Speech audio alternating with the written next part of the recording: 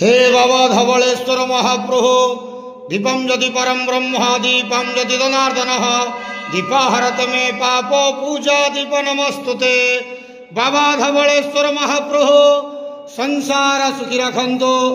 आज विदाय वर्ष 2024 मसीहा शुभ मंगलवार रे समस्त श्रद्धालु भक्त मानकर मंगल करंतु। समस्त श्रद्धालु भक्त मान को आशीर्वाद करंतु। मनस्कामना पूर्ण करंतु। कर्म क्षेत्र उन्नति करंतु। ग्रहरिष्टमान खंडन करंतु।